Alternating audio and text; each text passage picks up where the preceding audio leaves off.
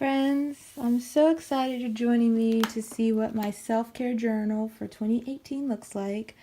I decided I needed this for many reasons at the end of last year, and I ended up just starting off with a journal and a fitness planner separate, and as the year went on I combined them because I felt like my physical health and my mental health went together, and it's something that I'm going to continue to do for 2019.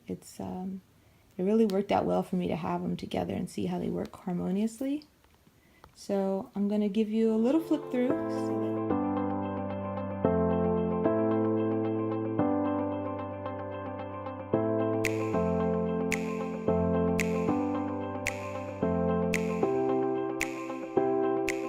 so that you can see what I've done. This die cut came from Journal Jot and Jive. Love her things so much. And also, because I combined two planners, I didn't use every single month. The ones that ended up blank, I just pulled out. But these Levenger discs were a little bit bigger than the mini planner, so they fit well.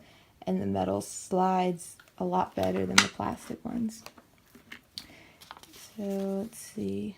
I started off with kind of a reflection for 2017. I like that I can add bullet journal sheets into my mini because of the discs. I like a lot. So I have some sheets that are already decorated so that when I'm ready to use them, they're here. I haven't necessarily used all of them. This was a self-care checklist or bucket list that I did, which I have to keep up with checking some things off that I've done. I really went on an adventure to figure out how to improve my natural hair this year and also my skin. So I have a lot of things about hair care. These are some that were decorated that I didn't use yet, which I'll probably pull them to my next year's planner. That was Mask for My Face. This little girl came from JD Brooklyn. Some blank sheets, some sheets I wrote on. My sister-in-law made that for me last year, so I kept it. And let's see. Oh, this clip came from Planner Chic, which I super love. I love the palm trees. I have a ton of her ribbon clips. I love that they're inexpensive, so you can make your planner look full without spending a lot. So in January, I was all motivated to do fitness and lose weight and get healthier. My big goals were to build endurance and flexibility and mobility more than losing weight, and to have better eating choices and drink more water. But I didn't keep up with it. I can't tell you why. Maybe it was because my workout plan wasn't the best workout plan for me, but I started off really great in January with working out, and it just didn't keep up. So I had some pretty pages. I ended up decorating some pages that I didn't use, so I used the stickers over later in the month when I reinvigorated that spirit. But this was my journal, and so what I wanted to do was, I was having a really hard time, my husband and I, with dealing with recovery from his heart transplant. So I wanted to focus on reasons why life is great and it doesn't stink. So I thought I would write one every day. It didn't work out, but I've definitely tried. I did some traditional journaling. I tried to do a checklist of my self-care, but I didn't keep up with that either, so I decided that wasn't for me. But I did some traditional journaling, which is what I mostly do. If I did keep up with it every single day, I'll do something that's more non-traditional or more of a challenge. So I didn't do a good job daily journaling, so what I did was I wrote a letter to myself, and this was kind of setting up for the year, reflections from last year, then lessons I learned from my husband. Same thing happened this week. Went back to traditional journaling. This was a rough week because my husband went back to the hospital, so there was a need to do daily thoughts. And then I didn't love the dashboard, so I covered it with washi. And then I kind of had put quotes that I had either heard from people or from movies that I really loved and I wanted to remember. Not so much quotes, but thoughts as well. So I recorded those. In February, I wanted to put something I was grateful for. every day. That didn't work out, but this is the month that's the anniversary of my husband having his heart. He got his heart transplant on the 14th on Heart Day, so I'm all into hearts in red for February now. I didn't do it every day, but I definitely started off with traditional journaling, and this decorating came after the fact, because sometimes I write and then whatever space I have left I decorate, so that I know for sure I have the space to write what I need to. That was his heart anniversary. And this was a rough week. This is when my cousin committed suicide, so there was a lot of thoughts to get out. For March, I didn't do traditional journaling. I did a challenge. The lists, it's 30 lists is the challenge. They do it in March and they do one in September.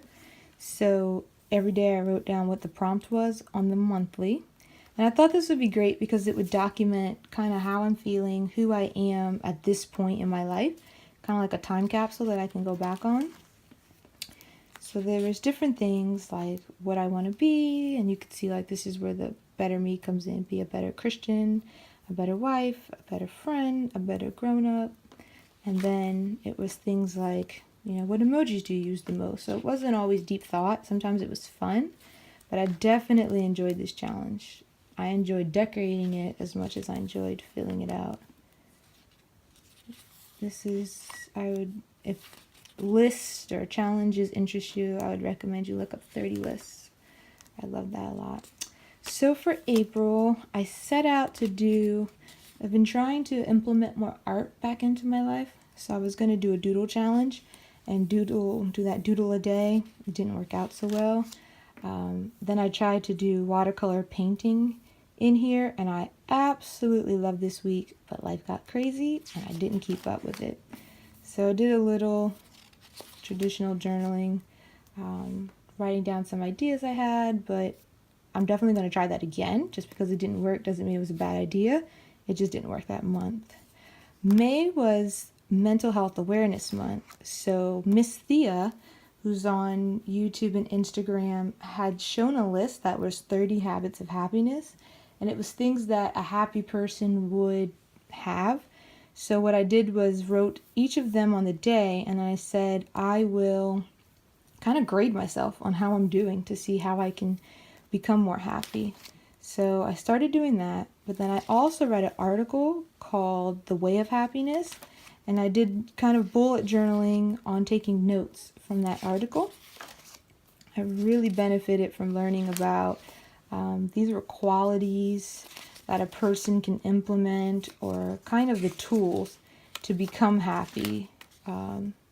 Principles or qualities of life that characterize the way of happiness. So contentment and generosity, physical health and resilience, love, forgiveness, purpose in life, and hope. And I learned so much about how happiness is really a choice. It's not a destination. It's really a journey, and you decide to make the best of your life in the circumstances you have. It really benefited me. So this is back to me grading myself. What I love about these discs is I could just pop things in. So now we're to June. I didn't do much in June. June was kind of busy. So I have some like traditional journaling. I tried to do lettering. Well, not tried. I did a lettering challenge, and I did enjoy that. That one was from L Letters. I set out to do this one that was a watercoloring and lettering, but that didn't happen. So I have some, I journaled on this and popped that in from the Happy Planner, but it's not a ton for June. But when June came, I decided to get back into my fitness goals. I was feeling like, well, I thought I was going to do this at the beginning of the year, and now it's pool time and it's bikini season, so I really need to get on it. So I got back into fitness for a bit, started working out and walking more, but I didn't stick with it. These are like some sheets where I tried really hard, and this is where I pulled it from January. Since I had already decorated and didn't use it, I just reused the stickers. I think it's beautiful. I just didn't keep up with it. Then in July, nothing happened in July. Oh, you know what? This was my journal, and I didn't do any journaling, and this was my fitness. So tried to kind of work on it, but it didn't really happen. There's a letter I wrote. There was a lot going on. I don't remember why I wrote that letter. September, which has my favorite days of the whole year. I started off doing that 30 less challenge in September, and I didn't keep up with that. I started off decorating it, but it was just an incredibly busy month. But I don't see this as a failure. I just see this as a good idea that I have that I can file away for later. Some notes. Then in October, I got back into physical health. My friends were doing kind of a weight loss group, and they encouraged me to join them, so I did. And I was doing so good. I mean, I lost 3.6 pounds. I was doing so good with working out, but I fell off again. But I was eating better. I was tracking things. But it's okay. It's a new year. It's going to be great. A letter I popped in, having a hard time at one of my clients' projects. This is from Journal Jot and Jive. I love that girl. This is November for my fitness. I had great intentions. Didn't happen. It's okay. I might pull those and reuse them since they didn't get used. But this is from, I was going to really focus on getting it back together in November. But it's okay. I've been drinking my water. I've been eating better. I've been getting my steps in. Just not as hardcore fitness as I would like. And then for December, I kind of decided to do a mental health log. It was a month that I had a lot of ups and downs, but I didn't want to focus on it and deal with it throughout the week. So what I did was just kind of did a little jot of what I was feeling that day on the monthly. And then these were my daily, this is my traditional journaling. I think pretty much for the month of December, I did traditional journaling. These girls are from JD in Brooklyn too. I love them. These are from Journal Jot and Jive.